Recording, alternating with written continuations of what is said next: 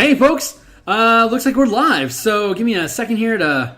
looks like we're live. Cool. My volume's good. I'm just going to take a moment here to hit my signal on Twitter. We are... Hey, all the... on the screen here, you can see the Color Mana Spell Points bundle that I have on DMsGuild. They're all Electrum. All these books, Spell Point Warlocks, Knights and Tricksters, Core Mechanics, Universal Spell Points, those are all Electrum now. There's a 35% discount for the full bundle. It's checking the link description below, and you can check out all those books 100% free to view. And so currently, all I'm doing is I'm just punching my signal. Also in the description below, we've got... my Twitter, Patreon now has free to view just a link provided in the most recent post I have for both the In Command mass combat system as well as martial powers that we're looking at right now. So while I'm doing this, if you want to check that link below, go ahead and click into martial powers, and you can then read along with me. So give me a hot second here to finish cleaning up my signal here, and then we're going to get into it. So just take another second here, and if you want to click subscribe and click the bell to follow, then you'll get updates whenever I go live like this, as well as on my Twitter. I have often updates live as well. I'm just trying to post on the DMsGuild right now, or rather on the D&D Discord channel. I'm just trying to scroll my way up to find the last time I had posted about this so that I can, there it is. I can click, reply, get rid of this screen, and then here, and okay, cool. So we are continuing on today. Glip, glip, glop, glorp. Scrolling back up, and let's rearrange my screen so you can see all the things. Bam, you can see all the things. Hey, martial powers. We now have fighters, barbarians, rogues, and ranger, monster slayer added to the playtest content, as well as the blood hunter conversion. Worth noting the power progression scale here. And again, check the description below. Click on my Patreon, and then just look at the posts, the public posts I have. You don't have to spend money to look at this, though. I will be setting up a higher tier Patreon that, if you decide to be a patron, you'll get not just this playtest content that I have here, but you'll have the full document of all the stuff that's still being tested, built out, horribly written and ugly. So you'll have, and plus all the comments and stuff like that, you'll have access to, you should have access to all that stuff. I think you have access to the comments. Anyway, you'll have access to all the stuff that's not even ready for playtest yet. And not only for martial powers, but also for In Command, including all the guild, kingdom, and community stuff that's being built. I'll have the different monks that I'm building, the Precognition Conclave from Ranger, the Skydrone Pilot for the Artificer and Ranger Strix classing. There's the Spell Point Sorcerers that I'm in the works of building. There's going to be basically all the stuff that I'm ideating right now. I'm going to start dropping into Google Docs like this, and then for people that are at a higher tier on the Patreon, if you decide to follow that, then you'll be able to see all the stuff that I'm working on, not just the playtest stuff. Playtest stuff I put out there publicly for people to look at, and hopefully y'all take a look and then provide feedback in the comments on the Patreon page, so that we can have a discussion about things that aren't obvious, or where you're seeing flaws and things. But so we now have added, as promised earlier this week, we now have the fighter, barbarian, and rogues. Rogue and monster slayer. There you go. That looks clean. So fighter, barbarian. Let's try that this way: barbarian, fighter, rogue, and ranger. The barbarian, fighter, rogue, it uses the martial short mana recovery, and the ranger uses the hybrid long rest recovery. So just looking at this in brief, a barbarian, fighter, and rogue gain access to martial powers at 3rd level when you choose your subclass, while Rangers, Paladins, they have access to martial power. If you're using martial powers, they have access to it at second level. You can see that the martial classes have short rest recovery, 2 at 3rd, 3 at 5th, etc., up to 10 at 19th, while the hybrid Ranger and Paladin start with 4 at 2nd and then scale up to 40 mana at 20th. If you check any of these books, again, the description's down below. These are all 100% preview for you to look at. You can see that this is a little different in the mana progression from the tap and tap burn core mechanics and the universal spell points. You'll see spell point warlocks eventually showing up in the playtest document once I have the full ideation page available for patrons. You'll see how spell point warlocks curves into the martial powers design. If you check out Knights and Tricksters, you're going to see the long rest mana progression, which is 1 to 20 points, 3 to 20 points, 3 at 3rd, up to 20 at 20th level, regaining on a long rest designed for both Eldritch Knights and Arcane Tricksters. But we have the Power Champion and the Martial Champion and the Martial Trickster that uses the short rest mechanics and has some kickers.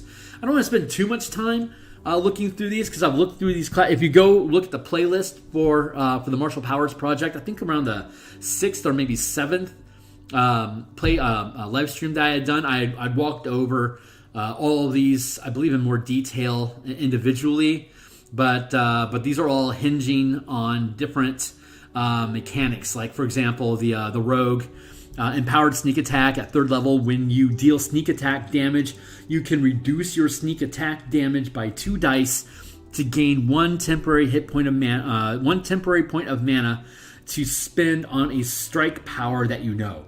The maximum temporary mana you can gain this way increases by 1 point every 4 levels, reducing your sneak attack damage by an additional 2d6 each. Reduce up to 4 dice to gain 2 points at 7th level, up to 6 dice to gain 3 points at 11th level, up to 8 dice to gain 4 points at 15th level, and up to 10 dice to gain 5 points at 19th level. And again, 5 points, the max power that a rogue can channel at 18th level is 5. You're going to use a D10 power die. You're going to know up to 14, then 15, then eventually 16 powers in total that you can spend up to 5 mana to roll 5 dice at a time, depending on what the power is. And again, you have your short rest max gain of 10.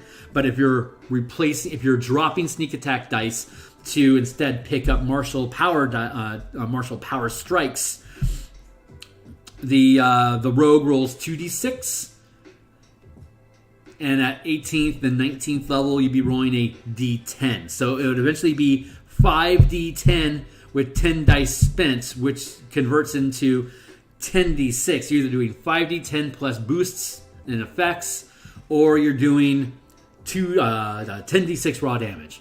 So it's pretty, you're going to do a little bit more damage if you just use your sneak attack, but you could also feather in like 66 worth of sneak attack, and then like 2 free points of martial powers to channel 2d10 plus whatever effect it is that you have to go along with it. So you got that mix and match power. Another cool thing that we see with the Ranger is the power over precision at 9th level. You may temporarily reduce your sneak attack dice for additional mana. As a bonus action, you can sacrifice 1 sneak attack die to regain 1 mana.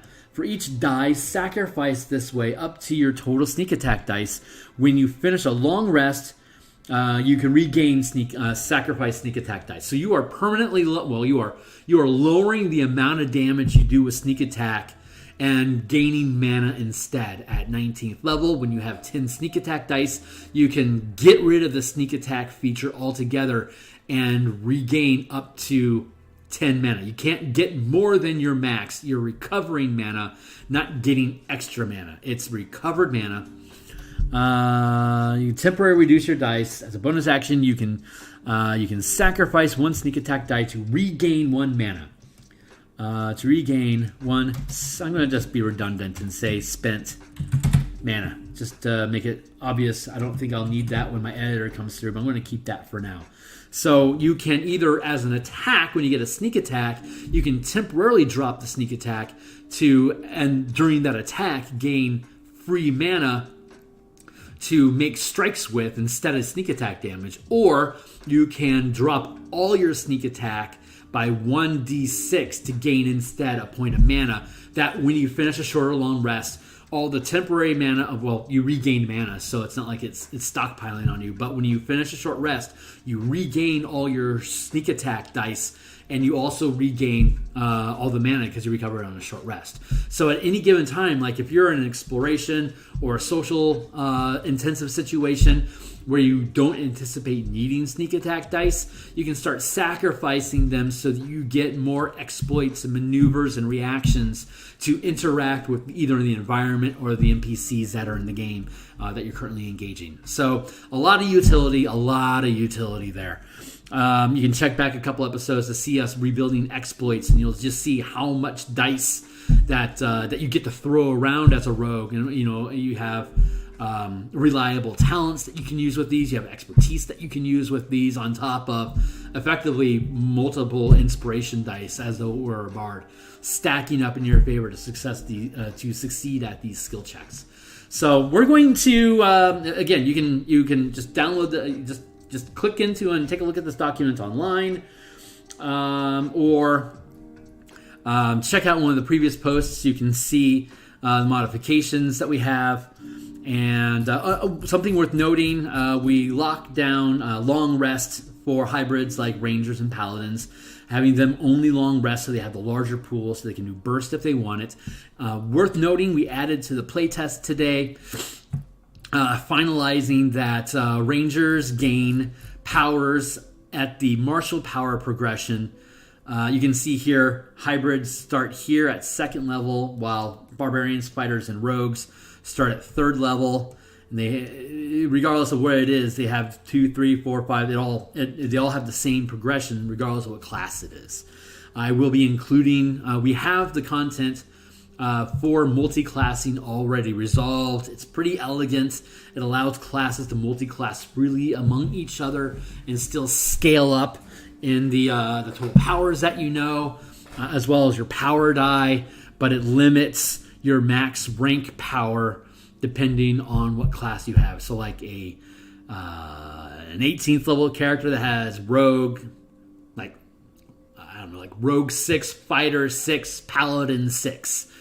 I don't know why you do that, but there it is. At 18th level, then you'd be able to have, since it's 6th level, you'd have 2nd level powers from fighters, 2nd level powers from rogue, 2nd level powers from paladin. The most you can learn are 2nd level powers, even though you can channel up to 5 mana at a time, and your power die would be a d10, and you would know a total of 14 powers because none of your classes got to 10th level.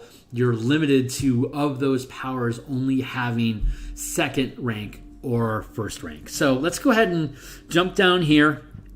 We talked about magic paradigms on our last stream, so check that out.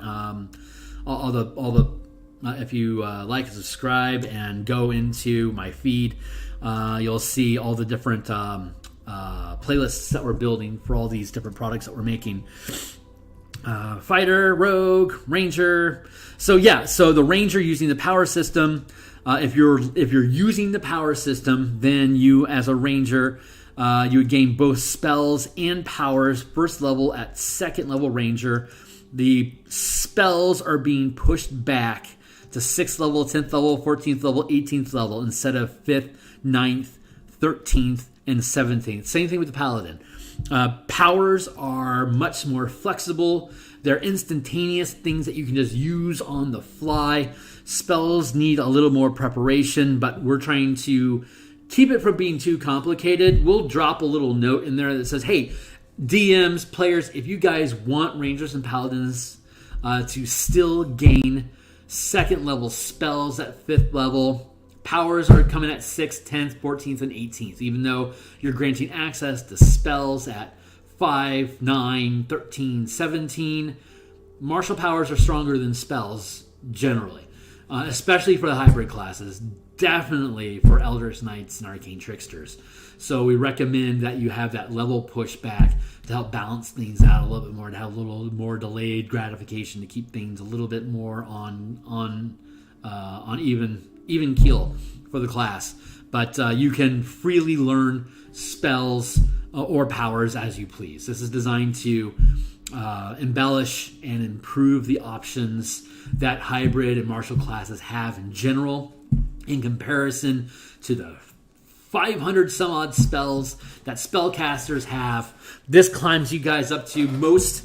The half casting classes generally have about 50 to 55 spells that they can choose from, plus whatever their subclass grants, like another 5 or 10 spells there. So you're going to have probably around 55 to 60 spells in your repertoire as a hybrid caster. And then martial powers is adding on. We're like around 110 or so right now. And when we start looking at the previous live streams where we built out like tank abilities, like for zone control and stuff, time and space manipulation stuff, as well as psionic telekinesis stuff, simic hybrid body modification stuff. There really is no limit to how many more things we can add on, and I could just do like a deep dive into simic specifically to push various simic mutations. To like, I really want to lean into like being a simic monk, for example.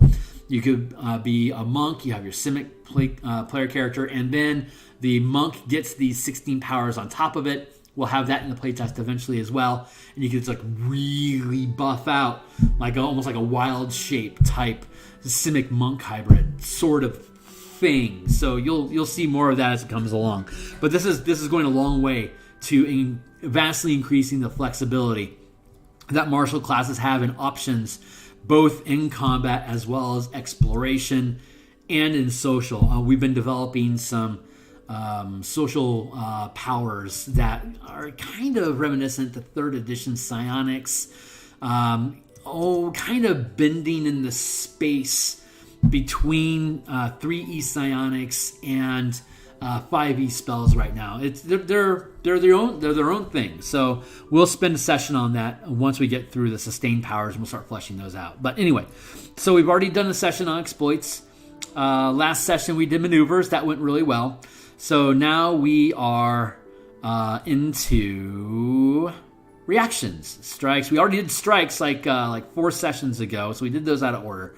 But we are now in reactions, and there's not a ton of reactions. How many do we have currently? 1, 2, 3, 4, 5, 6, 7, 8, 9, 10, 11, 12, 13, 14, 15, 16, 17, 18, 19, 20, 21, 22, 23, 24. And again, we typically cap at 4.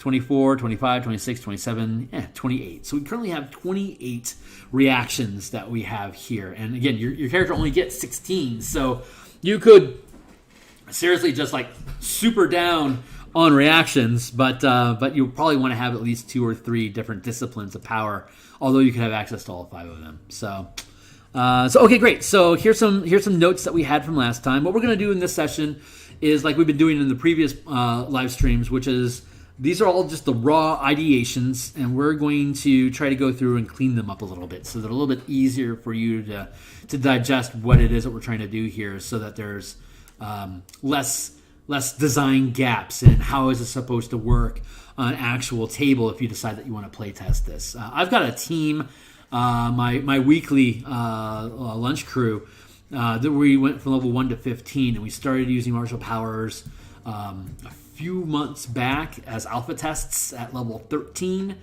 and we're now level 15, about to jump into level 16. And they've all got about 8 or 9 powers mixed in with the spells, like the Ranger, the Arcane Trickster, and we're letting our Druid use it while wild shaped. So you can't cast spells while you're wild shaped, but we are allowing you to use martial powers while you're wild shaped. And the amount of mana that a Druid gets is twice that of a Ranger. So all the powers cost twice as much. So that's pretty straightforward to do. So if they want to, in the end, they can, even if they just commit to only first level powers, they can at most spend 40. They can do 40 of them, just like a ranger can spend 1 point for a first rank power. We'll end up spending 40 powers over the course of his full mana pool.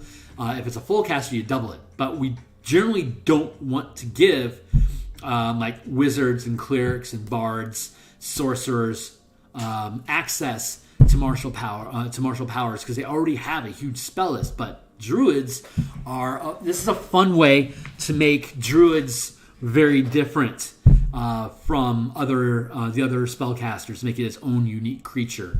I'm considering allowing meta magic as a martial power that sorcerers could acquire, but that's going to need playtesting. So if anyone's interested in that, jump into my Patreon and drop a comment in the martial powers playtest comments field, and I'd be happy to engage a conversation with you about that. I'll eventually be playtesting this stuff as a DM myself and inviting people to come in and play with me.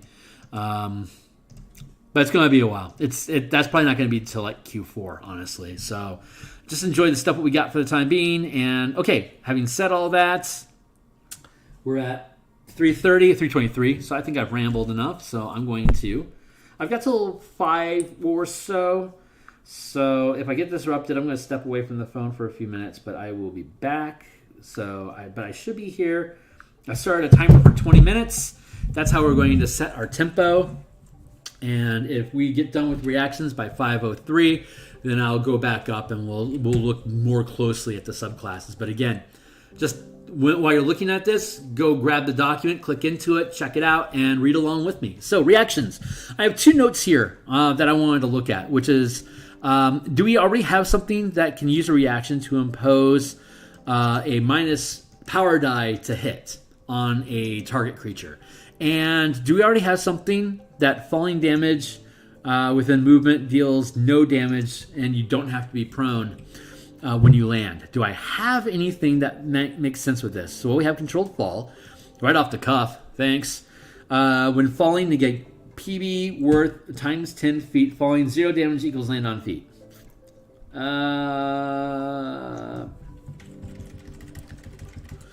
So let's see, controlled fall. As a this as a reaction is redundant because these are all reactions, but we have to have a triggering. That's to be a triggering condition. So, as a reaction to falling, you can negate. You can negate the damage. You can. What is it? You can reduce the damage taken by 10 feet per proficiency bonus.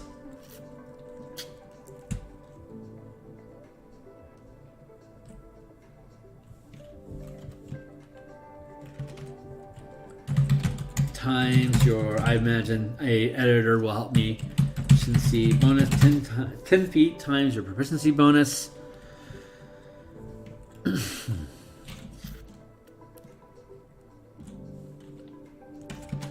And you're not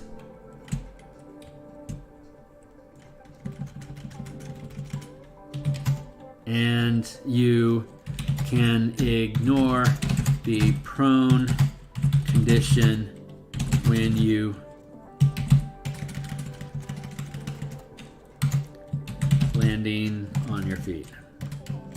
As a reaction, you can reduce. As a reaction to falling, you can land on your feet,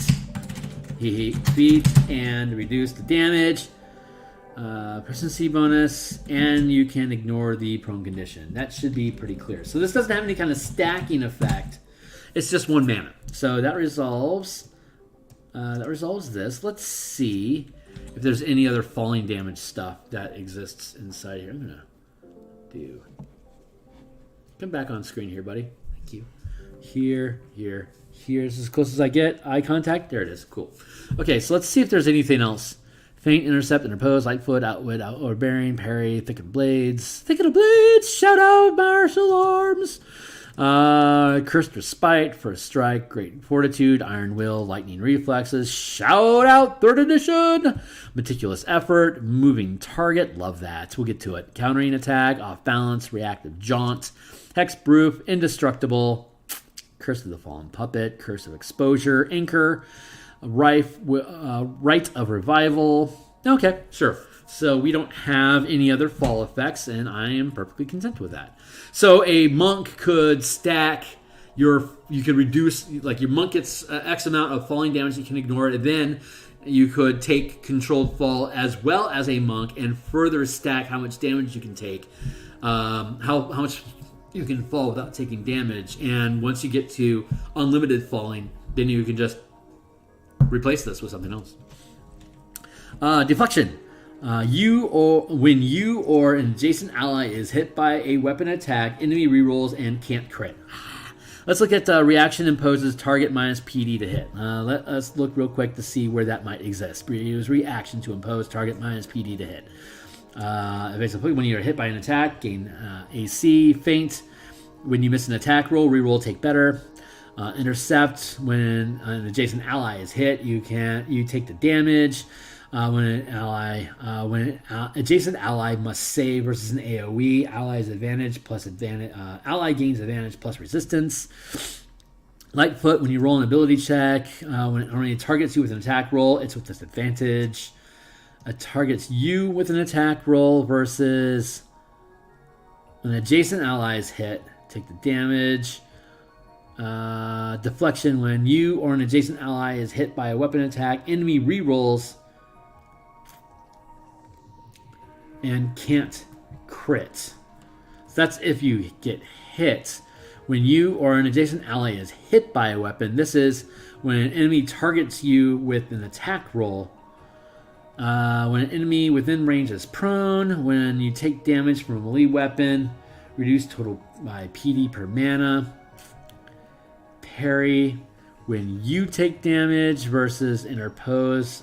Intercept, when you or an ally is hit, you can take damage. You take damage instead and gain resistance. Okay, that's different. Parry, riposte, when an enemy within range misses a melee attack, you can make an attack. When a target within reach moves, okay. Curse Respite, whenever a creature you can see within 30 feet makes an ability, blah, blah, blah, roll, you can curse them to roll at disadvantage. They use the lower results, use a higher, right. First Strike and rolling initiative, great. Meticulous Effort, moving targets. I don't think I do. Counterattack as a reaction to when an enemy within range casts a spell. Off Balance as a reaction to being targeted by a melee attack. The attacking creature must succeed on a con save where the attack fails and the creature is stunned. Reactive Jaunt, you can teleport away. Hexproof, ignored, indestructible, take no damage. Okay, great. So use reaction to oppose target minus PD per hit. That is, where was that? Was that parry?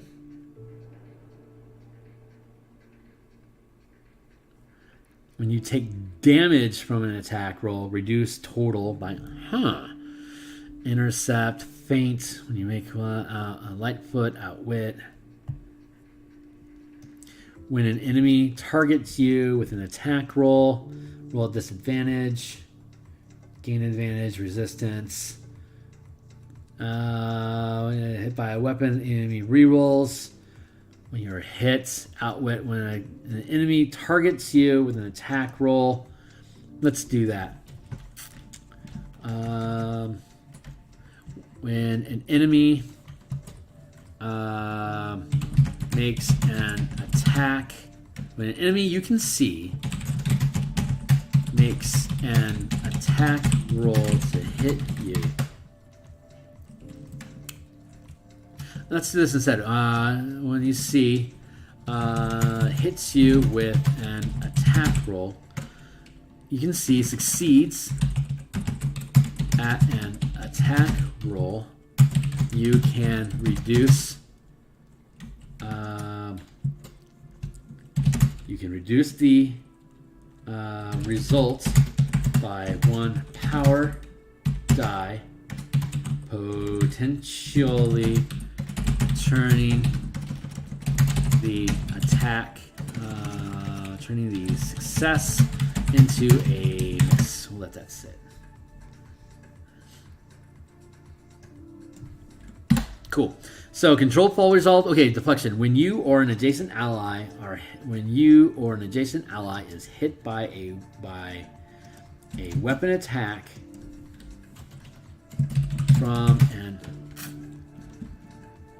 when an enemy you can see succeeds with an attack roll against you or an adjacent ally, comma, ally,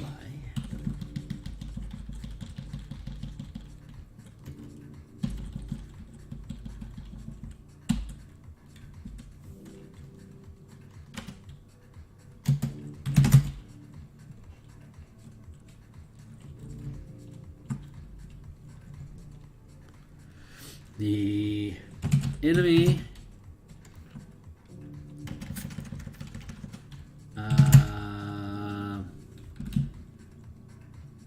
a creature you can see. When a creature you can see, I'm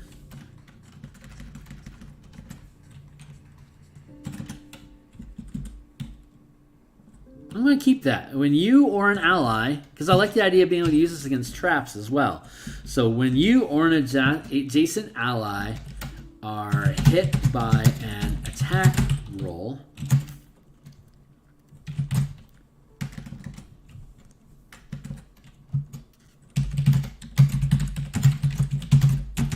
so as you can see,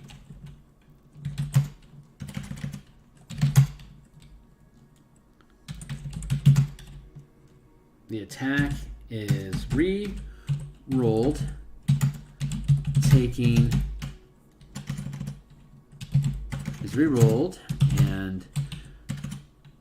and the lower result, taking the new result,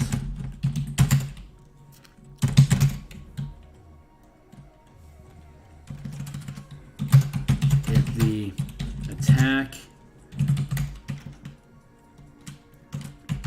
this attack, I can't score.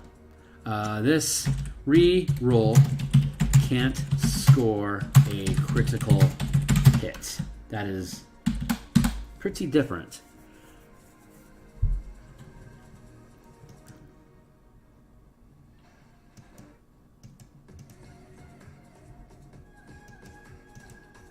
From parry.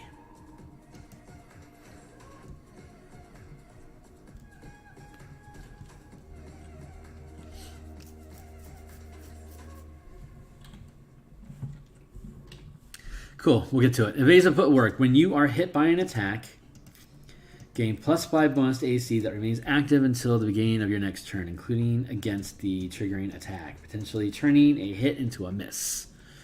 When you are hit by an attack,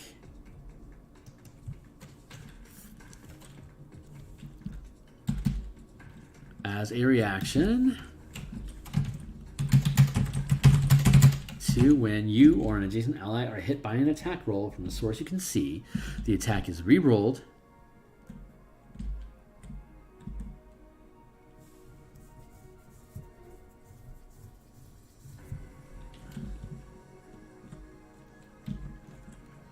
I suppose it win as a reaction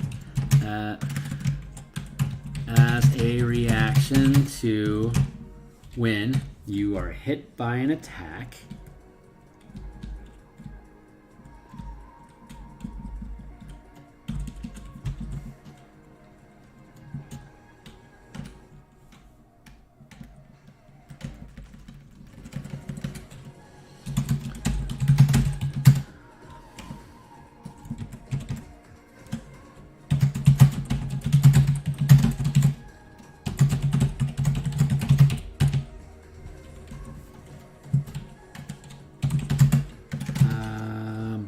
reaction to when you are hit by an attack roll from a source you can see, you can increase you gain +5 versus deflection as a reaction to when you or an adjacent ally are hit by an attack roll from a source you can see. The attack is re-rolled, taking the new result. This re-roll can't score a critical hit. Evasive footwork is as a reaction to when you are hit by an attack roll from a source you can see. You gain a +5 bonus to the AC that remains active until the beginning of your next turn. Remains active until the beginning of your next turn, including against the triggering attack, potentially turning the hit into a miss.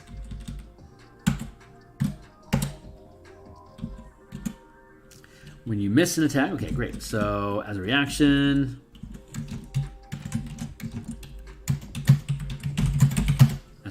to when you miss an attack roll, you can roll again.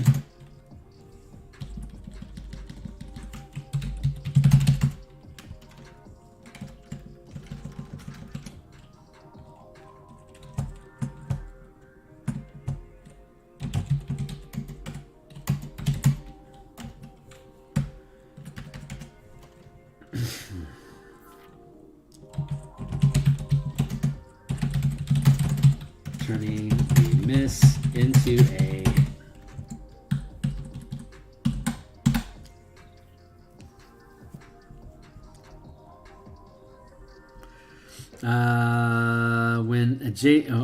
as a reaction to when an adjacent ally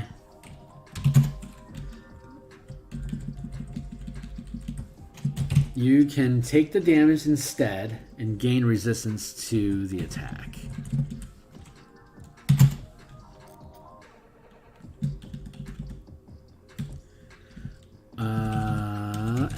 As a reaction to when, as a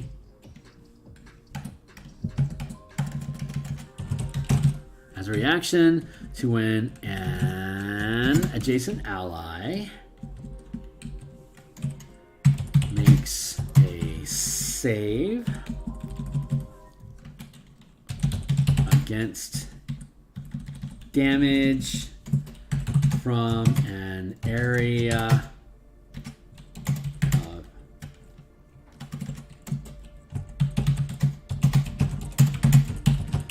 I think an editor will help me clean that up. The ally gains advantage on the saving throw and gains resistance to the damage.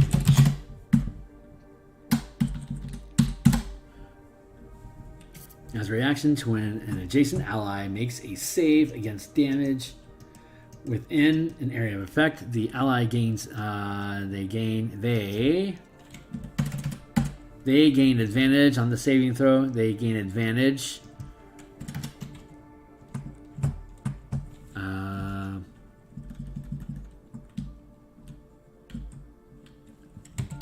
they gain advantage on the saving throw and gain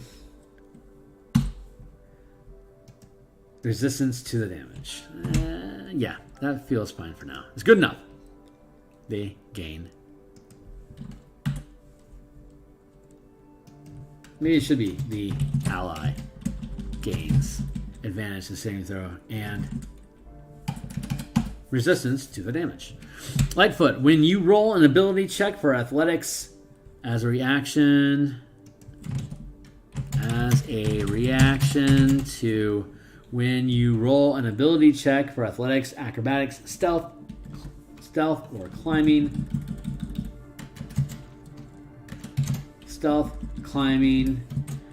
or using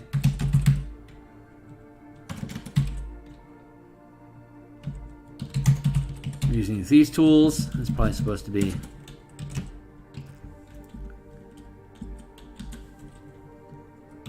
you can re-roll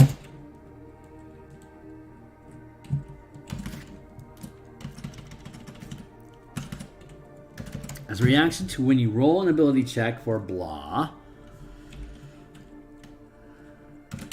But before you know if the check has succeeded, you can re-roll, taking the better result, keeping the better result. I'm sure that can get cleaned up by a good editor. So, as a reaction to when an enemy you can see succeeds at an attack roll,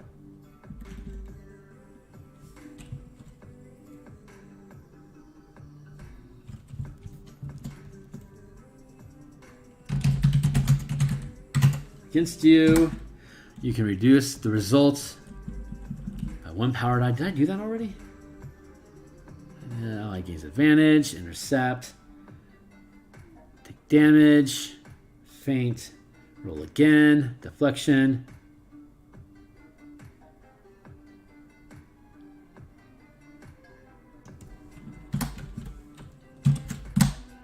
There, intercept, interpose, outwit, that's reaction to winning attack roll. You can reduce.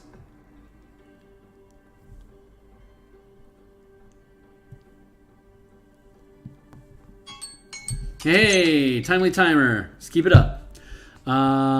Deflection as a reaction to when you or an adjacent ally are hit by an attack roll from a source you can see. The attack is re-rolled, taking the new result. This re-roll can't score a critical hit. Parry outwit as a reaction to when an enemy you can see succeeds at an attack roll against you. You can reduce the result by 1 power die, potentially turning the success into a miss. Interpose.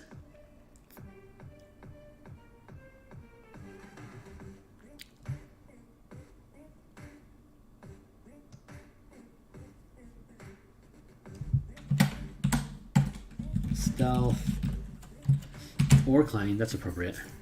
Athletics, acrobatics, stealth, climbing, those are all light foots. Okay, cool. Interpose. I'm just double checking all this stuff to make sure I don't have anything redundant. So, interpose as a reaction to when an adjacent enemy, an adjacent ally makes a save against damage within an area of effect. Okay. Intercept as a reaction to when an adjacent ally is hit. You can take the damage instead. Feint as a reaction to when you miss an attack. Evasion, footwork as a reaction to when you are hit by an attack roll.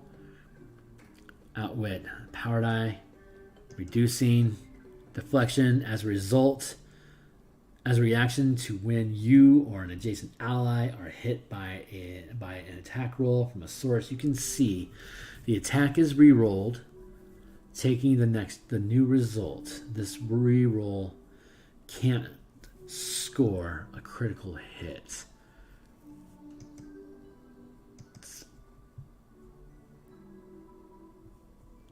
Maybe outwit isn't necessary.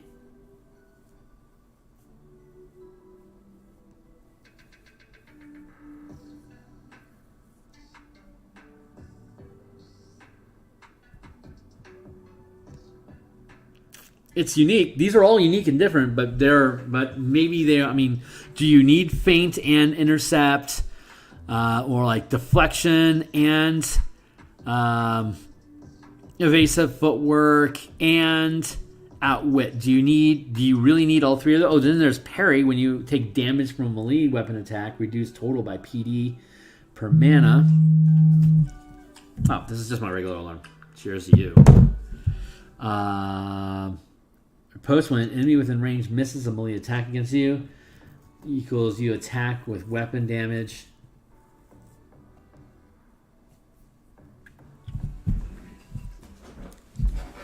Let's see. Riposte, feint. Yeah, they're all different, and I don't think there's a problem with keeping them that way. So cool. Let's just keep on keeping on. As a reaction to when an enemy you can see succeeds at an attack roll against you, you can reduce the result by 1 power die, potentially turning its success into a miss.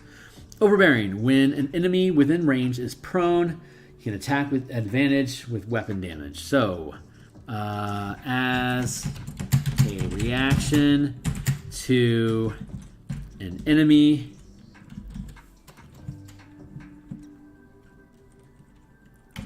within range becoming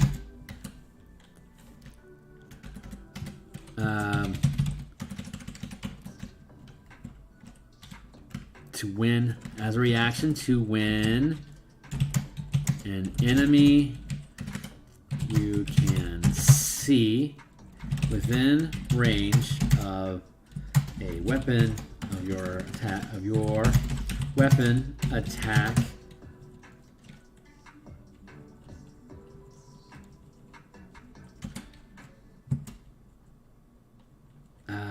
let's see, when as a reaction to win an enemy you can see within range of your weapon attack. Yeah, of your weapon attack becomes, yeah, let's do that. Becomes prone, comma, you can make an attack at advantage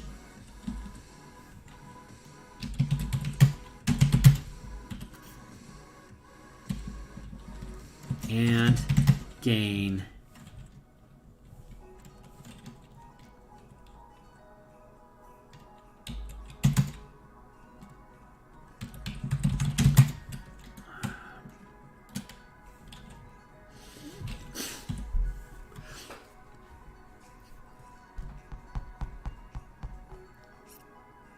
I've been real careful about adding damage as reactions, exploits, and maneuvers because I'm trying to respect the cap damage that both paladins and rangers have over other classes as their standouts.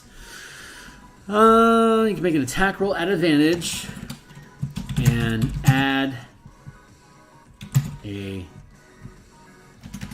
1 power die to the roll. I'll go with that. Parry. When you, as a reaction to when you take damage from a melee weapon attack, you can see, you can reduce the amount, you can reduce the damage taken by 1 power die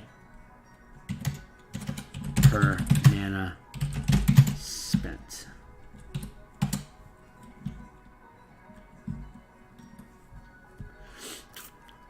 Let's go look at exploits, yo. Exploits, yo. Add 1 power die per mana channeled. Per mana channeled.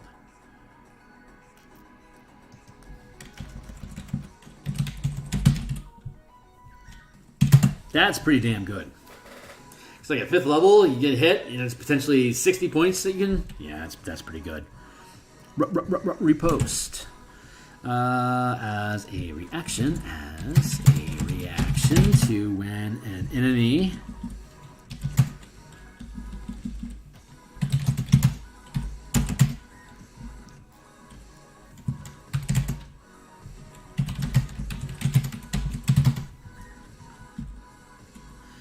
As a reaction to when an enemy you can see within range of your weapon attack misses a melee attack, misses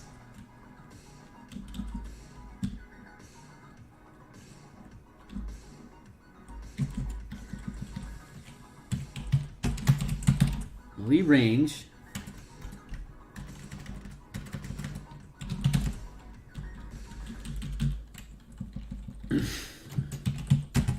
your melee attack misses an attack roll against you.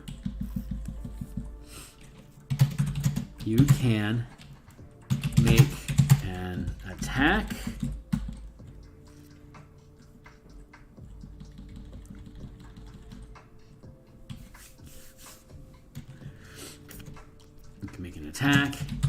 gaining 1 power adding 1 power die to the attack roll. Ticket of Blades as a reaction. As a reaction to when a target within reach moves without taking the disengage action, you can make a weapon attack roll. That one's cool because it also counts with thrown and ranged weapons. As long as they're within range of your... as long as they're within range, you can make an attack. Curse Respite. These second level powers. Cost 2 mana a pop. Whenever, as a reaction...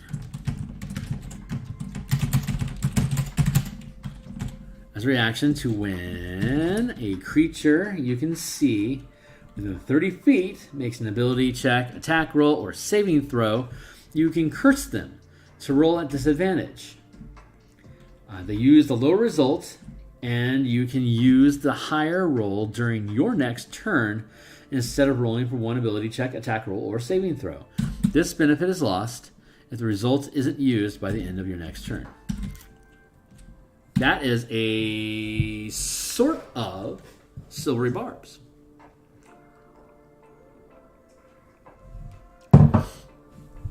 As a reaction to when a creature you can see within 30 feet makes an ability check, attack roll, or saving throw, you can curse them to roll at disadvantage.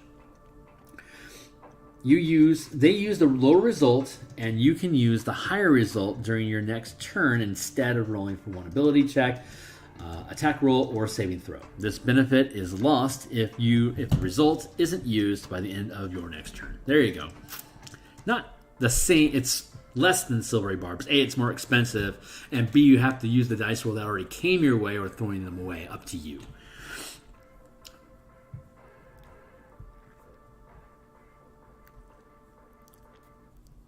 Instead of rolling, right? So you don't get to roll and then choose if you like the die roll you got or not. It's like, yeah, I like that. Like if they roll, like if the enemy rolls an 18, you're like, no, give that to me. So you take their 18 and then they re-roll. Or if they had an 18 and then they roll a 19, it's like, no, give me that 19. I'm going to take that, and you still get the 18, but now you got a 19 next round. Or if they crit, give me that 20. That alone makes it worth it. Give me your 20. Oh my god! Wow, that is. Oh man, that's really cool. Like if you took Cursed Respite as a barbarian, or any or like a paladin would freaking love it too. Yeah, you take that crit away from the enemy and you apply it to your own, and you just stack a bunch of dice onto it. It's like, oh, that's super cool. Is that so cool that it should be third level, not second? Kind of want to say yes. 1, 2, 3, 4, 5, 6. 1, 2, 3, 7.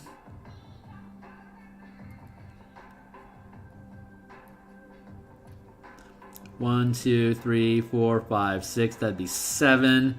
This would be 4. Yeah, I think I need to move Curse Respite to 3. Because that's super sick.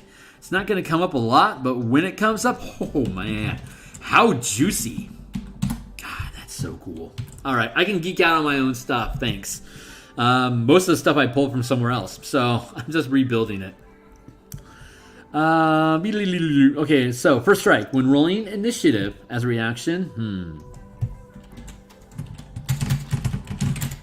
as a reaction to when you roll initiative,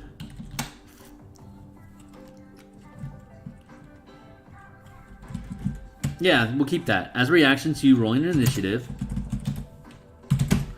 if an enemy is within range, use a reaction to make an attack roll against that enemy instead.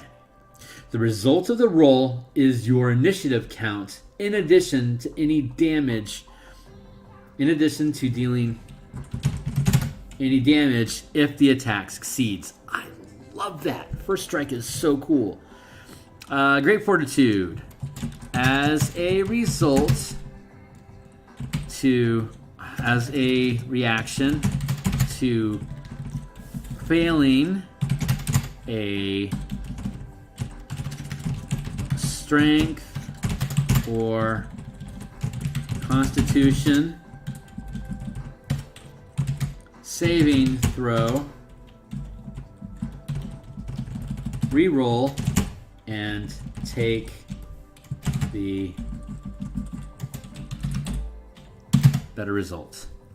That is different from Indomitable, because Indomitable is if you fail the saving throw, you can roll again. There's no reason why you couldn't use that along with Great Fortitude as a reaction to failing the Strength and Constitution saving throw, reroll, take the better result, and then you could take Indomitable on top of it. As a reaction to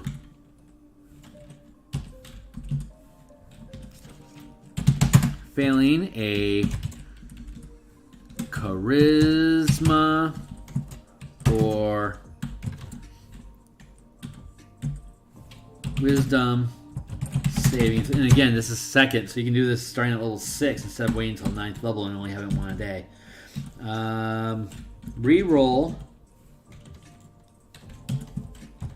and take the better results.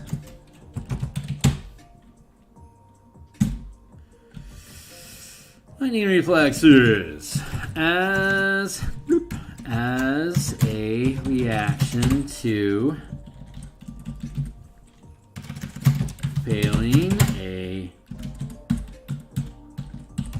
dexterity or intelligence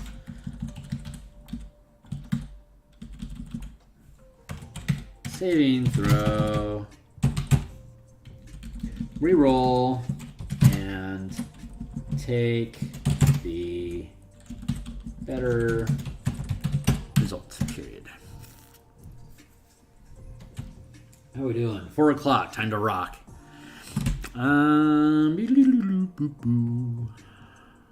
Hey, I want to take a quick water break here, and thank you for sticking around and checking out the stream. Like, subscribe, check out the links below. All the books that I have in that DMsGuild link, they're all Electrum, so they're coming along nicely as bestsellers. All 4 of these books are 100% free preview. The mana playmat, mana tokens, and all the other accessories are part of a download file that you get when you purchase. And I update these things every few months. So I've got a massive rebuild project slotted for 2023 with these books, which you'll be able to retain the original version of these, but you'll also get the rebuilt if you purchase them, taking into account Theros and Strixhaven, changes that have been made, new options that are available as a result of Tasha's, as well as improvements that I myself have seen at the game table after using these systems for 3 years. In addition, down below, check out, follow me on Twitter so you can get a ping, like and subscribe to the channel itself so that you can get a what up when I'm up and running. And my Patreon account now has links to free to view, just on the front page. You don't have to be a patron or anything to get access to this stuff, but this document that I'm literally working on right now, you can click on the Martial Powers link and you can just follow along and watch me make changes on the document live with me here while I'm streaming, or after the fact, you can just watch and play along. The in-command mass combat system is also free preview, playtest content right now for you to look at. I will be playtesting. Earlier today, I had a stream basically building out the combat assets and the map pieces for the first chapter of Horde of the Dragon Queen, Greenest in Flames. That was my 4th live stream putting that content together and is now ready to go. I'll have to rebuild all the maps and the assets because I can't just steal them to put them on DMsGuild. I have to do my own, but I can. I'm welcome to. But then I'll be providing that first chapter as an example of how in command can easily work, and We'll eventually do Descent into Avernus as well as Storm King's Thunder to provide mass combat options instead of what they give you. So a lot of options there. I throw a lot of shade at Wizards about this sort of stuff, and sometimes I'm just being a little harsh. Other times it's deserved. So cheers to that. But anyway, check out all my stuff. I'm loving having you here. Be welcome to send me a comment and drop a like below. Yada yada. Let's see, where were we? Lightning Reflex is done. Okay, moving target. No, Meticulous Effort. As a reaction to when you fail an ability check, reroll and take the better result. Do I have that as a reaction to when you fail an ability check? I don't think I have ability check. Let me double check here. Paint, evasive footwork, light, outwit, overbearing, brave, per strike. Great, meticulous. As a reaction to when you fail an ability check, reroll. Okay, great. So far nothing there. Moving target. As a reaction to when an enemy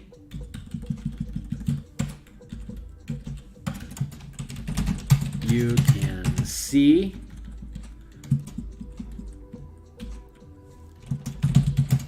within range of your weapon attack. As a reaction to when a creature you can see moves within range of your weapon. Heyo, keep it up. 4 o'clock, let's rock. As a reaction to when a creature you can see moves within range of your weapon attack.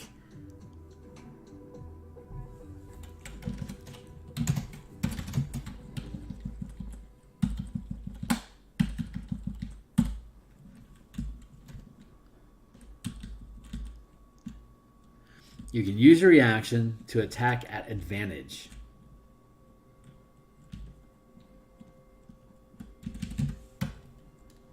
I don't think I need that redundancy.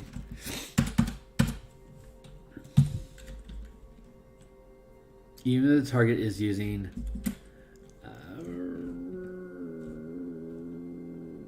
reaction to when a creature you can see moves within range of your weapon attack.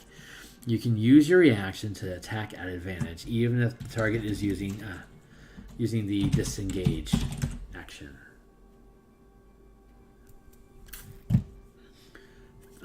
Thicket of Blades is as a reaction to when a target within reach moves without taking the disengage action. You can make a weapon attack roll. That is redundant. Cool. Let's get rid of it. Hold on.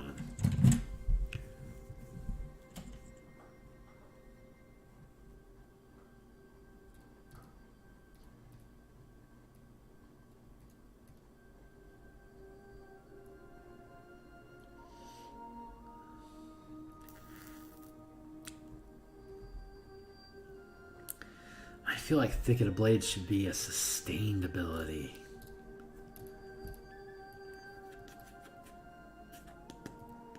Let's keep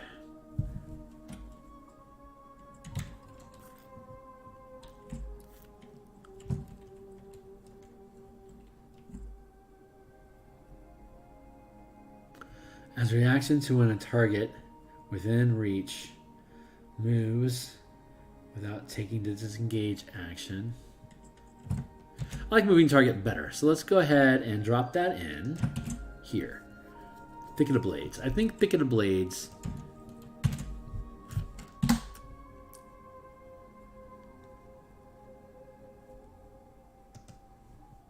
let's go into the general playtest documents. And did we pluck Thicket of Blades? Yes, we did. So let's go back here. Let's take Thicket. Let's drop down.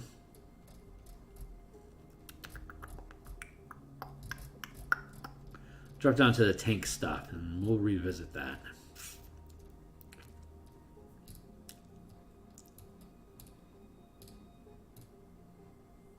Sustain powers, yada yada. Conversion ideation. La la la la la. Was that tank? Control tank powers. Maneuvers. Reactions.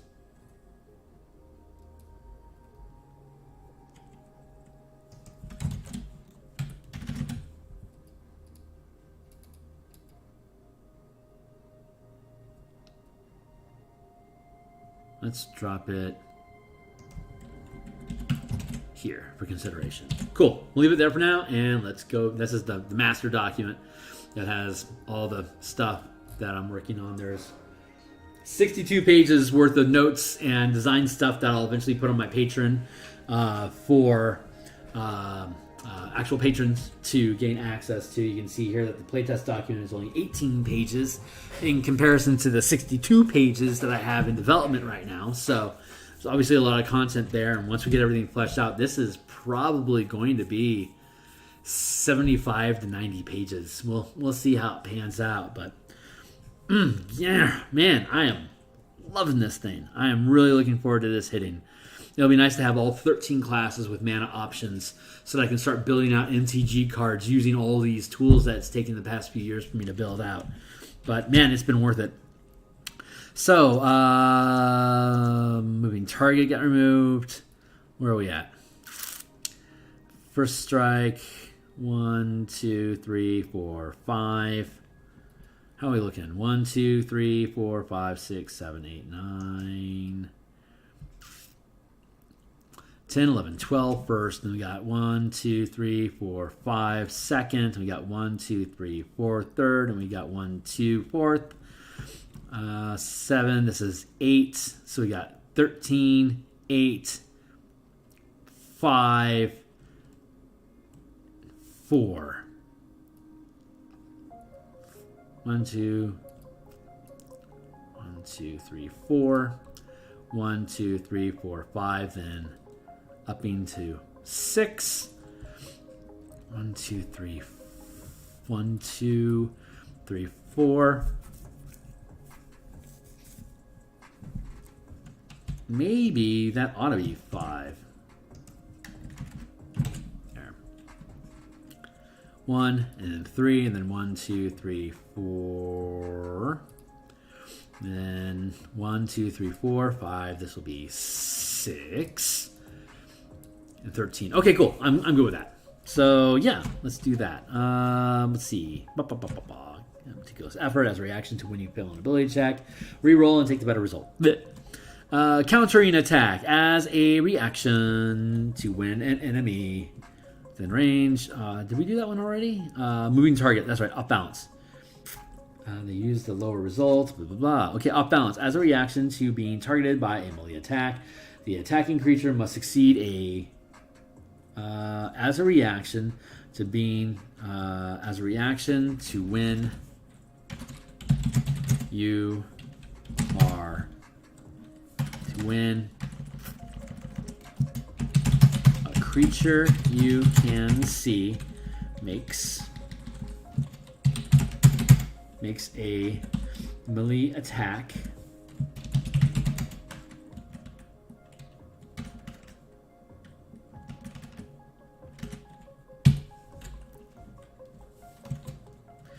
as a reaction to when a creature you can see makes a melee attack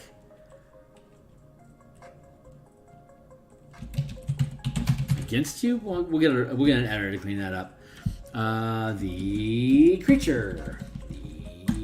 creature must succeed a Constitution saving throw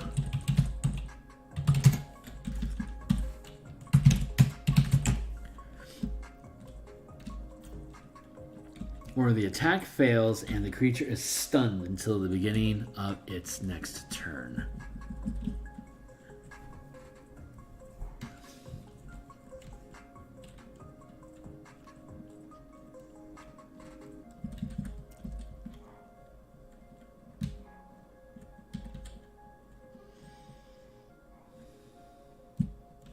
No, we're going to do it until the end of its turn, period.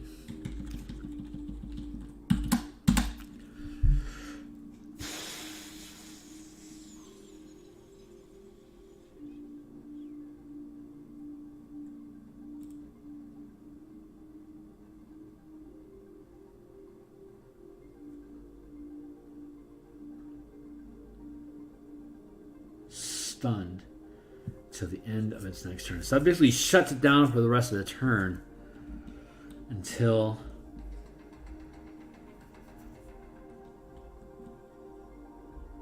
we'll go with that until the beginning.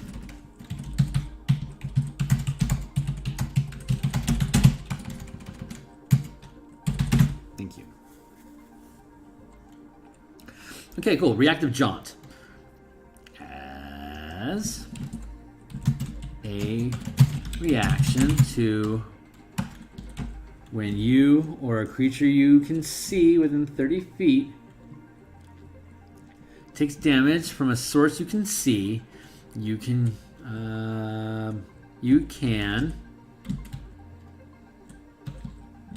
teleport yourself or the creature to an unoccupied space of your choice that you can see within range, preventing any damage. The chosen space must be on a surface or in a liquid that can support the target without the target having to squeeze.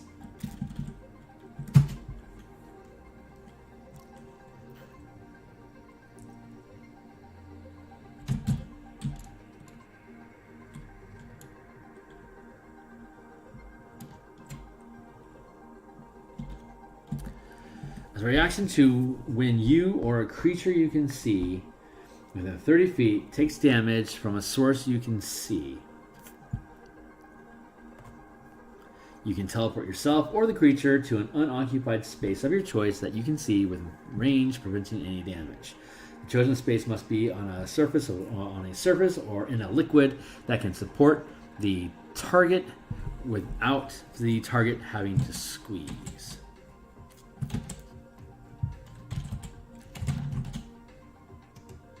Checking my business here real quick. Cool. What is the rest of this gobbledygook? If you target a creature, it can choose to make a charisma saving throw to prevent being teleported, wasting the mana burned using this reaction. Interesting caveat, but feels necessary, so we'll keep it. Hexproof. Okay, so as a reaction to when a creature you can see targets you with a spell or magical effect, that creature, as a reaction to when a creature you can see targets you with a magical, that creature must choose a new target. Otherwise, it's lost. Otherwise, the effect is lost.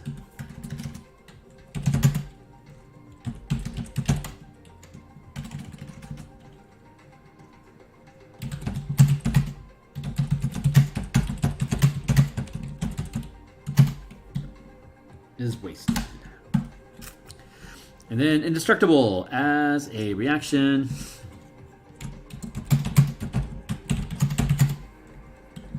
As a reaction to taking damage from any source, you instead become immune to all damage until the beginning of your next turn. That's pretty damn good. And then the Blood Hunter stuff. So Curse of the Fallen Puppet. As a reaction to when a creature within 30 feet drops to 0 hit points,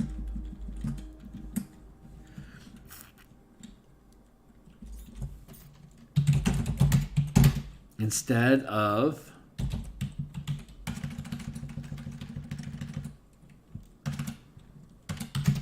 you can command the creature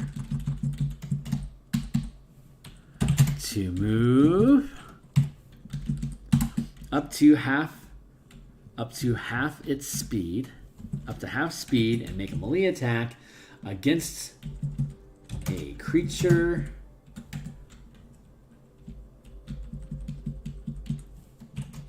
you can see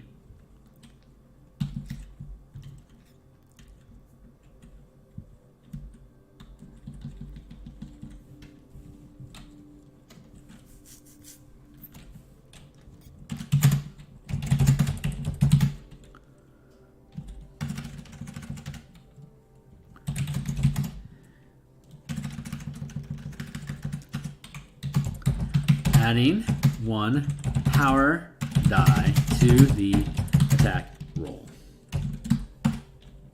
Period.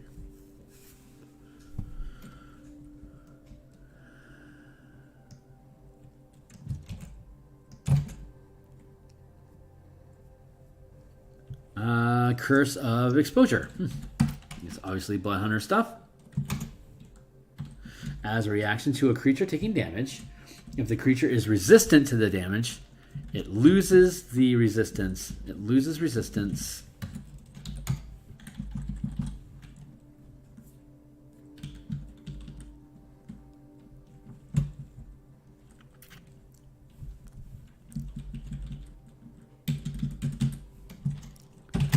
To that source of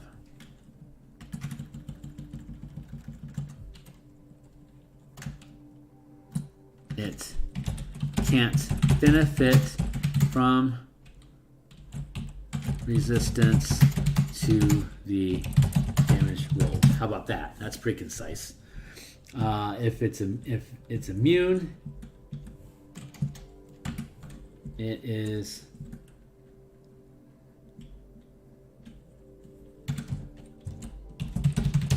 additionally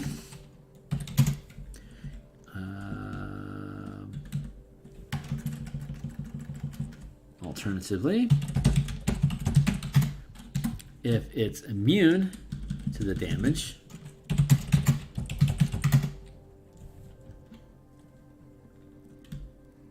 it is instead only resistant.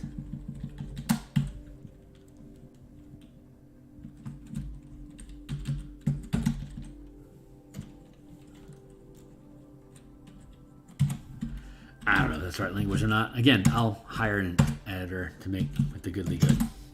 There.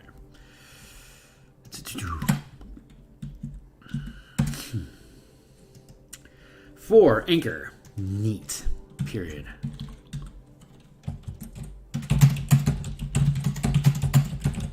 As a reaction to a creature attempting to move, teleport, or shift planes,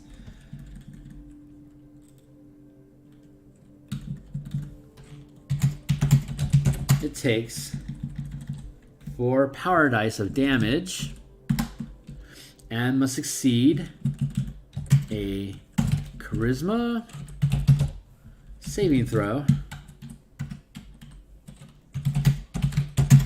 or can't move, teleport, or shift planes until the beginning of their next turn. I have very little that deals damage.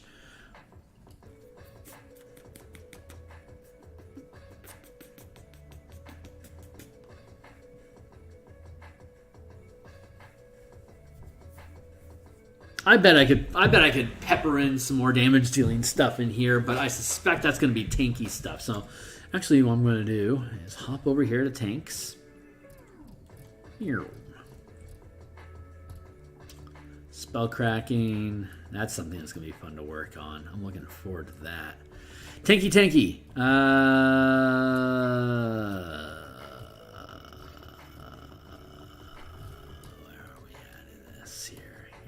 Control tank stuff. Maneuvers.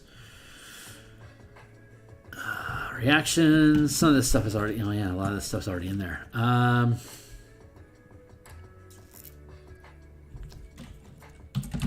Dealing damage. Power dice.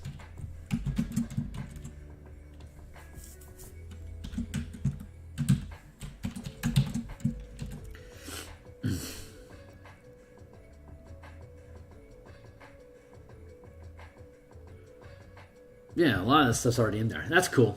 Some of this stuff's in there. Some of this stuff isn't. Yeah, countering attack. That countering attack is... Okay, cool. As a reaction to when an enemy within range casts a spell, make an attack. Make an attack. As a reaction to when an enemy within range casts a spell, make an attack. If it hits, caster must make a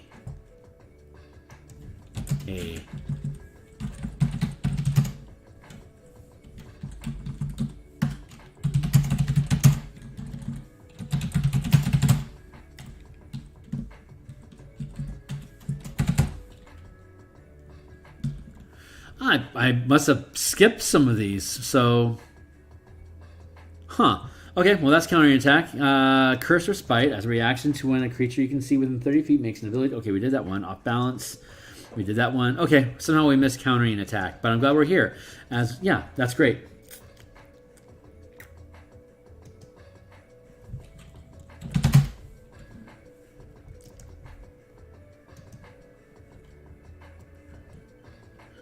Let's see. Okay, great. So where are we at? Anchor.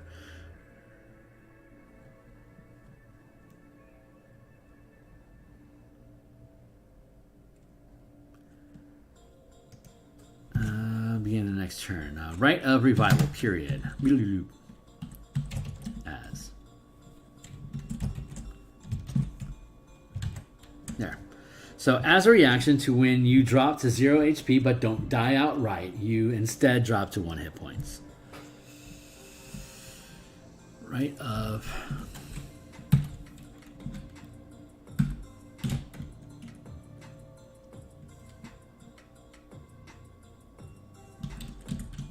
You know what?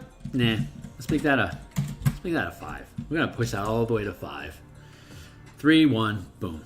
Ooh, there's 2 now. Indestructible.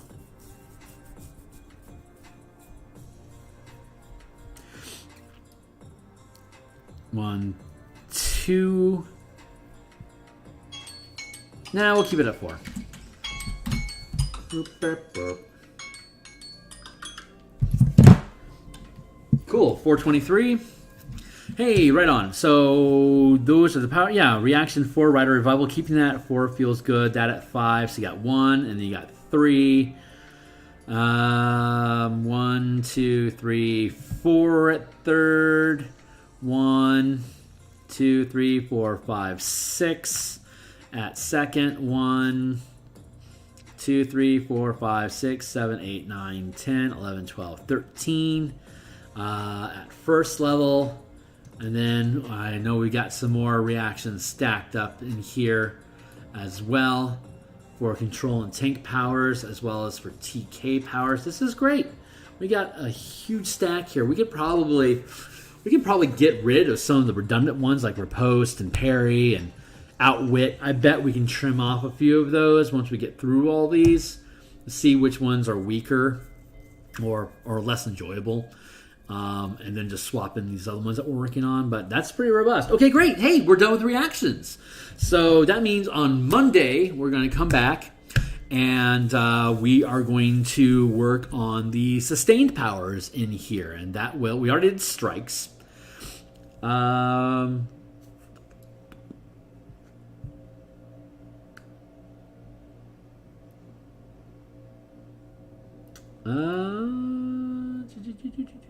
Doesn't look like strikes are actually done, so I will come back and we're going to comb over these again just to make sure that I like how all the strikes read, but they're pretty good as is. And then we'll do sustained powers, so that probably means that so I thought these were done, but they're not. So I'm going to come back and I'm going to clean up the strikes a little bit more on Monday, and then by the following Monday, so 2 weeks from now, we'll have all the sustained abilities resolved as well. Maybe I will go with sustained powers next week and clean all those up. There's a lot of sustained powers, and they're a lot more complicated, so it might actually take 2 weeks, not just 1. So we'll see. Wow, there's a lot of sustained effects coming off of the Blood Hunter. Man, that's sick. Okay, cool. So we got a few minutes. Like I said earlier, I said that if we finished early before 5 o'clock, we would come back in and we would look at these martial power types. So Barbarian, Path of Raging Fury. When you choose the Path of Raging Fury as your Barbarian archetype, you gain the following features. Channeling. Starting at 3rd level, you gain the Channeling class feature. Strength, Constitution, or Charisma is your Channeling ability score. Choose when you select this path. Your Channeling DC is 8 plus proc bonus plus ability modifier. Fury. At 3rd level, you gain 2 Fury points. You gain 1 additional point of Fury every other level with a maximum of 10 points at 19th level, which are regained when you finish a short or long rest. But Martial powers begin at 3rd level. You also learn 3 first rank powers. 3 first rank powers from the martial powers listed in Chapter 3, which we just went over. You gain additional powers as you gain levels up to your maximum channeling level, up to your maximum channeling rank. You gain additional powers as you gain levels up to your maximum channeling rank, as listed on the martial power progression table. Is that what it's called?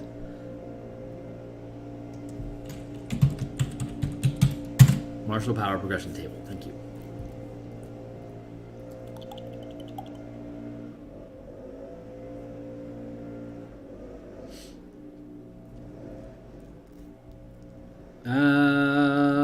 Progression table. Thank you.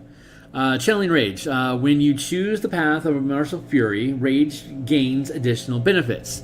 Martial powers can be channeled while raging. If you channel a power that can be sustained, it automatically locks. You can choose to tap or lock sustained powers when you're not raging as usual. So to reiterate, I discussed this on a previous session, but sustained powers require concentration. The concentration DC is equal to either half damage or 10 plus the amount of mana you have you're sustaining. So if it's a 3rd rank power, the DC is 13 unless you take more than 26 damage, in which case it increases. You can lock a sustained power, and you would no longer have to maintain concentration, and it can't be disrupted unless like dispelled or you get knocked unconscious or whatever. But you can't accidentally lose concentration. You can choose to dismiss it as part of your action if you wish, or anytime, honestly. But while the power is locked, you can't lose concentration, but it also reduces the maximum amount of rank that you can channel. So if you are 14th level and you are able to channel up to 4th rank powers, if you have locked 3 ranks worth of sustained powers, your max rank has been reduced by 3 down to only 1 as of your 2nd level. So while you can't lose concentration on those 3 ranks worth of sustained powers, it is limiting like the amount of exploit you can use or the amount of strike you can channel or reactions, maneuvers, etc. It would be reduced down to only 1. If you were 18th level and you locked 2 ranks worth of sustained powers, you wouldn't have to worry about maintaining concentration on them, but your max channel level, your max channeling rank would be reduced down to 3 from 5, so you'd be able to channel exploits, strikes, reactions, maneuvers, and other sustained powers of up to third rank, because we reduced it by 2. So it's a fun little mechanic that we came up with in the elemental key project. That's part of this full bundle. If you want to check out that bundle, you can read all of elemental key at no cost. It describes color mana as well as elemental key as the 4 elements. Instead of color mana, you're tapping like earth mana or earth key to use earth disciplines, etc. So keeping on. At 14th level, you can channel a sustained power as part of the bonus action used to rage. Triggering a sustained power is an action or a bonus action to do so. And so when you channel using a bonus action to rage, you can, as basically a free action as part of that bonus action, you can choose to channel one of your sustained effects, and because you're raging, it automatically locks. So, cheers to you. Empowered Wounds. At 6th level, as a reaction to taking damage on a critical hit or failing a saving throw that deals damage while raging, you can recover 1 spent fury up to your max fury limit. So if you get hit by a crit, you take the damage, you gain a point of fury. If you get hit by an area of effect spell, it damages you, you failed the saving throw, you can regain 1 point of fury. You're being rewarded for what you're supposed to do, which is tanking damage. So, cheers to you. Brutal Fury at 10th level. When you score a critical hit, you can choose to forego the additional damage die and instead gain a point of temporary fury that you can burn immediately to channel any strike power you know. This can be combined with fury in your pool to channel strike powers up to your max power limit, as usual. And then you get, at 9th level, you get a brutal critical, so you get to roll an extra damage dice. When you crit, instead of rolling that extra damage die, you can gain a point of temporary fury to use on strike powers. At 10th level, that strike power is rolling a D8. So if your weapon damage is 2d6 from a two-handed weapon, for instance, maybe you want to keep the extra 2d6 damage that you would roll. But conversely, if instead you want to roll a d8 as the added critical damage, you can then use any, like, let's just look at strike powers real quick, just as an example. Scrolling down here, looking at the strikes. Brutal critical first, corroding strike. Weapon deals acid or necrotic damage. +1 power die per mana channeled using this power. So all of your damage could become necrotic or acidic. Alternatively, freezing strike. Weapon deals cold damage. Deals an extra power die of damage. And the target's movement is halved until the end of their next turn. So you could use that instead of gaining your extra 2d6 on a brutal critical. You can use brutal power, brutal fury. Thank you. Instead of brutal critical, you can use brutal fury and deal. You can channel strikes. There you go. At 12th level, you get 2 dice from brutal critical. So at 13th level, you can forgo both of those dice. At 16th level, a barbarian gains 3 brutal critical dice. So at 17th level, you can convert all 3 of them into mana. And any temporary fury remaining at the end of your turn is lost. At the end of the attack,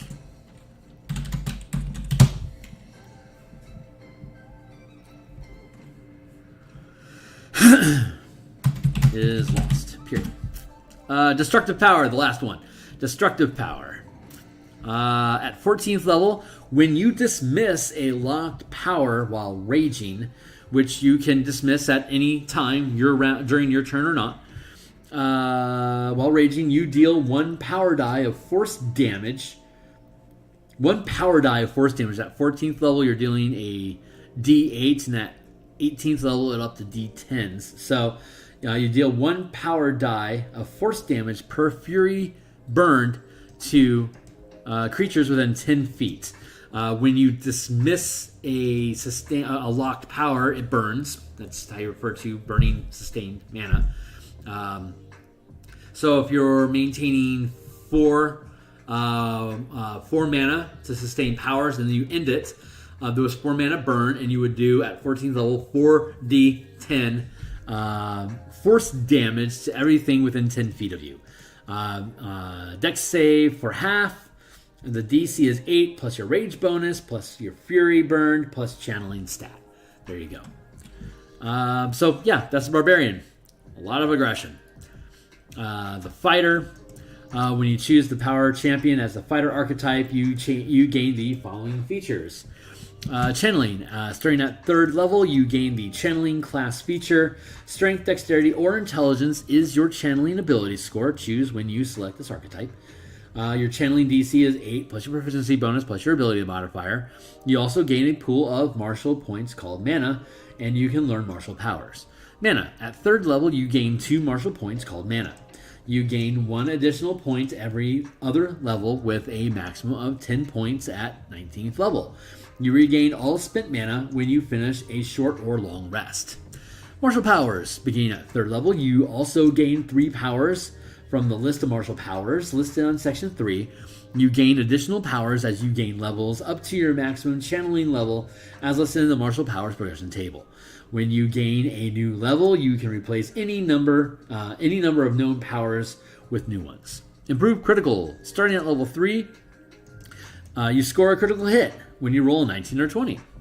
Channel Vitality. Additionally, at 3rd level, when you use Second Wind, instead of gaining hit points, you can choose to regain a number of spent mana equal to your max rank of power that you can channel as a fighter. So if you're a 3rd level fighter, you can channel 1st level powers. You can regain 1. At 18th level as a fighter level 18, you can channel up to 5th rank powers. So when you use Second Wind, you can recover up to 5 mana. And again, at 19th level, you have 10 mana per short rest. So this allows you to stack on additional mana. Fighters, if you use all these features, the fighter ends up getting up to hybrid amount of hit points, hybrid amount of mana. But you're basically, let's look at Empowered Strikes. Beginning at 7th level, when you take the attack action, succeed an attack roll, succeed with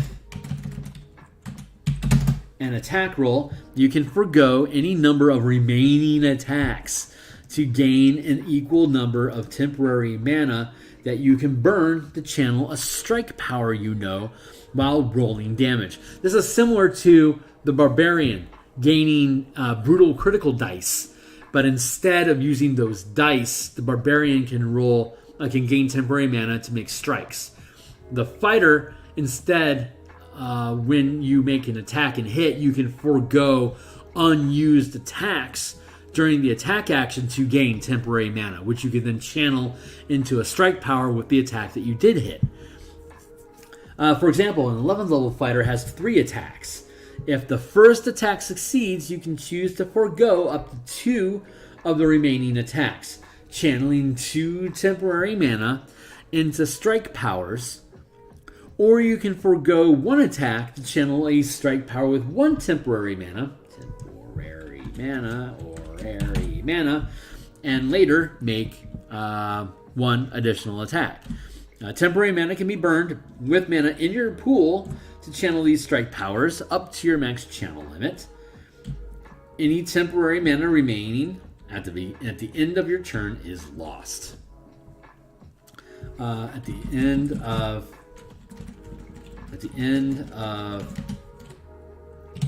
this action is lost. End of the attack is lost. End of the attack. After the attack. Any remaining after the attack is lost. Thank you. Power Surge, 10th level. When you use Action Surge, you also gain 1 temporary point of mana until the end of your turn. The amount of temporary mana increases by 2 points at 15th and 3 points at 20th. Any temporary mana remaining at the... you gain 1 temporary... When you use Action Surge, you also gain 1 temporary mana until the end of your turn. Right. So any temporary until the end of turn, the amount of temporary mana also increases. Yeah, this is just general mana that you can use for anything. Superior Critical at 15th level. Your weapon attack scores a critical hit on 18 to 20. You can see that none of the powers that we've developed so far have anything to do with crits. And you can see that if you multi-class Barbarian and Fighter, the Barbarian doesn't gain any benefits from improved critical from Fighter until 10th level, and the Fighter gains power superior critical at 15th level. So at best, the Barbarian can get a crit at 19 or 20 on a die roll. Never better. So you're able to make sure you can... We're controlling the crit fishing off of a Barbarian very intentionally to prevent them from overclocking the amount of fury they get access to deal damage. They should be taking damage, and they should be sacrificing their own brutal criticals to get that additional mana.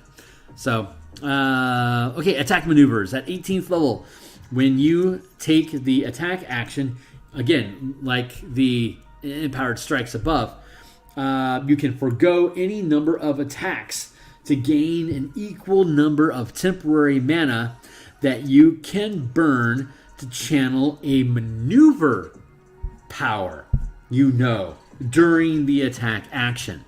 Any temporary mana remaining at the end of the action is lost. So at 18th level, you've got 3 attacks. You could forgo all 3 of those attacks as your action to gain 3 temporary mana, which you could use to then use a maneuver as, again, maneuvers can be used as actions or bonus actions. So you could use your attack actions to, instead of making 3 attacks or making 1 attack if you hit and then channeling 2 additional mana into an overclocked strike attack, strike power, you could just cash all 3 of your attacks that round and instead use maneuver up to 3. You can use a third rank maneuver. Pop, there you go. Or you could start with 2 mana to use a second rank maneuver and then still have an attack left over to make an attack, which you could then channel additional mana into as a strike power. So fun stuff. Fun stuff. And then a variant class feature, Indomitable Power. You gain Indomitable at 9th level normally as a fighter. So this replaces Indomitable. And this is beginning at 9th level. You can re-roll a saving throw that you fail. That's normal, right? So this can include any power dice rolled to increase the result. If you do so, you must use the new result, and you can't use this feature again until you finish a long rest. You can use this feature twice, beginning between long rests starting at 13th level, and 3 times between rests at 17th level. This last part is straight out of the PH. So you can't use this feature again until you finish a long rest. Let's go down into into the powers. Let's see what we see for exploits. I believe there are exploits that can take advantage of this. Empowered Shock, Gift of Artisan, Ground Extended, Flesh, Heart of Artifice, Master Burglar, Natural Hunter, Resilient. When you make a saving throw, you can add your proficiency bonus to the roll. Okay.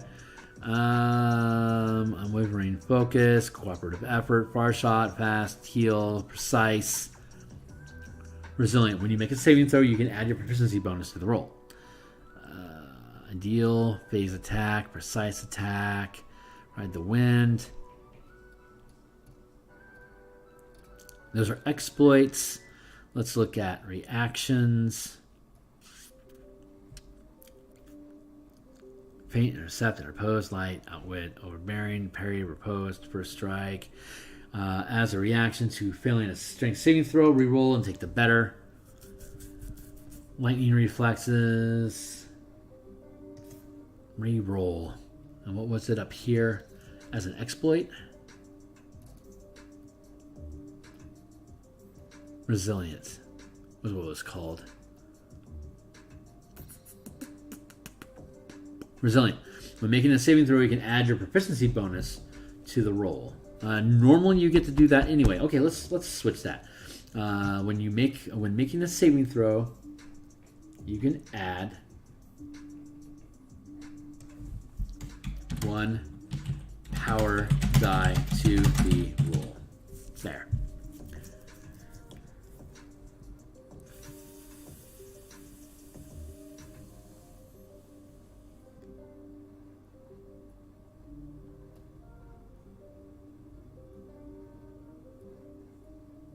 I'm pretty happy with that.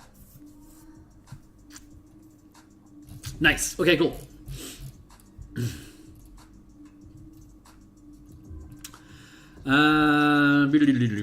So yeah, when you roll Indomitable, you have your normal die, you add your power die, you can re-roll.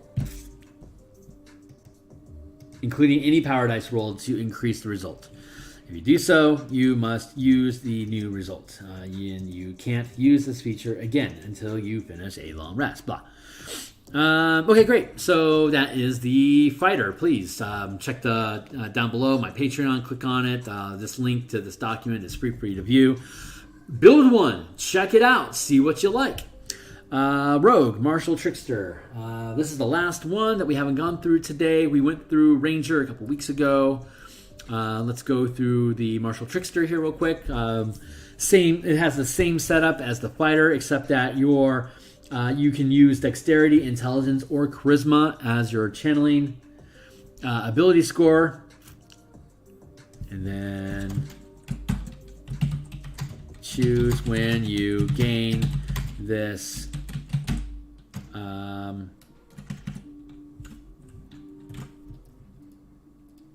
where's the language on that?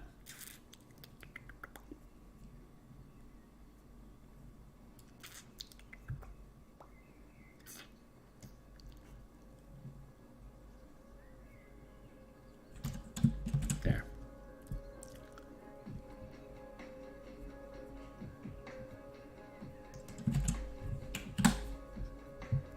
Your channeling DC is 8 plus proficiency bonus plus ability modifier. You also gain a pool of martial points called mana that you can learn martial powers. Mana, 3rd level, you gain 2 martial points called mana. You gain 1 additional point every other level with a maximum of 10 at 19th level as noted above. Martial powers, beginning at 3rd level, you also learn 3 first rank martial powers listed in section 3 below. You learn additional powers as you gain levels up to your maximum channeling level as listed on the martial powers progression table below. We already went over some of these features at the beginning of the video, so go back there and again look at the empowered sneak attack and how power of precision works. Again, swift pounce at 13th level. Whenever you use a bonus action to channel a sustained power, you can teleport up to 10 feet per mana sustained to a location you can see and make an attack at advantage immediately after teleporting. That's basically your Telflamar Shadow Pouncer from 3rd edition that we're working there. And the more mana that you have, that you're sustaining for these effects, to channel sustained power. So like at 13th level, you can channel 3 mana at a time. So if you sustain 3 mana as a bonus action, then you can teleport up to 30 feet and make an attack upon arrival at advantage. That's great value. Alacrity at 17th level. When you use a reaction, you can burn 4 mana to gain a second reaction before the start of your next turn. So you use your reaction, and then while you're doing that, you burn 4 mana to get access to another reaction. You don't automatically make a reaction. It's just something that you could do. So, next turn, this reaction can't be used. This reaction, you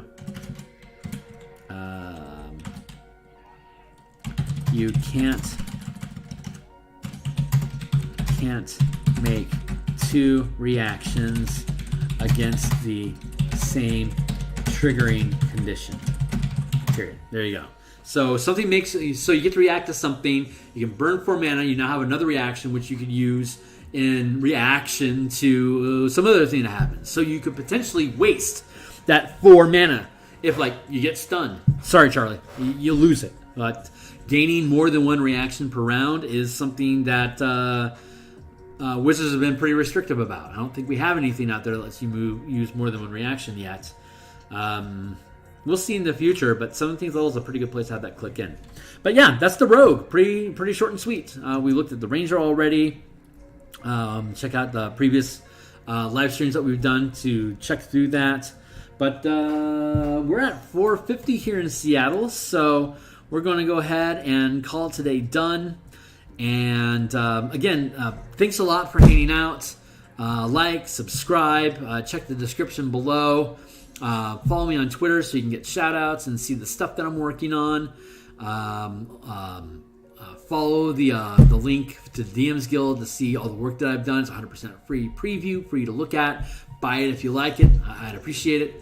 And then also all this document that we've been looking through, as well as the in-command mass combat system that we're playtesting Horde of the Dragon Queen with on Saturday. Hoping to get some good feedback on that to report to y'all.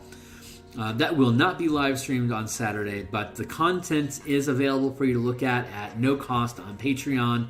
Just go to my Patreon's front page, link down below, and you can see in the posts that I've made the in-command mass combat document that you can look at, similar to this, for you to take a look at. And boy, thanks a lot. Drop a comment, say hey. If you see me on Destructive Boy or on Dungeoneers Pack or Tramp Monks, Classes and Constructs, Clear Corner, a lot of these different Discords that I hang out at. Be welcome to say, hey, what's going on? Love to talk with you. I just don't want to maintain my own community yet. It's a big commitment that I'm not willing to do yet because I got too much on my plate. But I'd love to hear from you, so be welcome to shout out. And I will be back tomorrow as part of my vacation days away. I'll be streaming more content. I'm not sure what we're going to stream yet, but we're gonna. So keep an eye out, and I'm looking forward to catching you guys then. So thanks a lot. Catch you later.